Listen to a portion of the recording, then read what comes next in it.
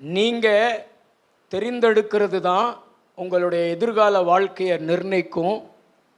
படிப்பில், வேலையில், திருமணத்தில், இன்னும் பல காரியங்களில் நீங்கள் தெரிந்தெடுக்கிறத வைத்து தான் உங்களுடைய எதிர்கால வாழ்க்கை இருக்கும்.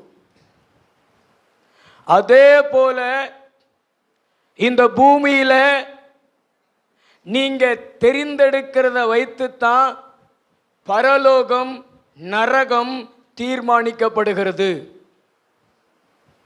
நீங்கள் இந்த பூமியில் தெரிந்தெடுக்கிறத வைத்துத்தான் பரலோகம், நரகம் உங்களுக்கு தீர்மானிக்கப்படுகிறது. இன்னொரு ரகசியத்தை நான் உங்களுக்கு சொல்லுகிறேன். முதல்ல மனிதனுக்கு தெரிந்தெடுக்கிற காரியங்கள் இல்லை. மனிதனை மண்ணினாலே தேவன் உருவாக்கினாலும் அவனை தேவனுடைய சாயலாக உருவாக்கினார். மனிதன் நித்திய ஜீவனுக்கு பாத்திரவானாய், பரலோகத்துக்கு பாத்திரவானாய், பங்குள்ளவனாய்த்தான் இருந்தான். பிசாசு மனுஷனுக்குள்ள பாவத்தை கொண்டு வந்தான். மனுஷனுக்குள்ள பாவத்தை கொண்டு வந்தது யாரு? பிசாசு. ஏவாளை வஞ்சித்து புசிக்க கூடாது என்று சொல்லப்பட்ட அந்த கனியை பிடுங்கி சாப்பிட வைத்து அவர்களை பாவம் செய்ய வைத்தான். இப்போ பார்த்தீங்கன்னா இப்பயும் தெரிந்தெடுப்பு கிடையாது. முதல்ல பரலோகம், இப்போ பாவம் வந்துவிட்டபடினால நரகம். பாவத்தின் சம்பளம் மரணம், நரகம்.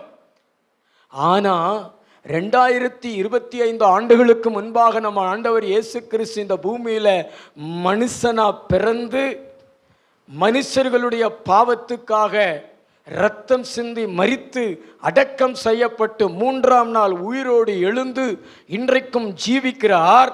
இன்றைக்கு தெரிந்தெடுப்பு, பரலோகம், நரகம்.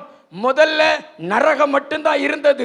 பிறக்கிற அத்தனை மனிதனும் நரகத்துக்குள்ளதான் போகணும், அப்படிப்பட்ட ஒரு சூழ்நிலை இருந்தது. ஆனால் இயேசு கிறிஸ்து இந்த பூமிக்கு வந்த பின்பு, ரட்சிப்பை ஆயத்தப்படுத்தின பின்பு இன்றைக்கு 2 வைக்கப்பட்டிருக்கிறது, பரலோகமா நரகமா. ஆனால் நிறைய மக்கள் பார்த்தீங்கன்னா இன்னைக்கு நரகத்தை தான் தெரிந்தெடுத்து வேதனைக்குள்ளே, நரகத்துக்குள்ளே, அழிவுக்குள்ளே போகிறார்கள். ஆனால் ஒரு கூட்டம் விவேகமாய், ஞானமாய், நரகத்துக்குள்ள போயிடக்கூடாது ஐயா, பரலோகத்துக்கு போயிடணும்னு சொல்லி பரலோகத்தை தெரிந்தெடுத்து பரலோகத்துக்கு பாத்திரவான்களாய் மாறி வாழ்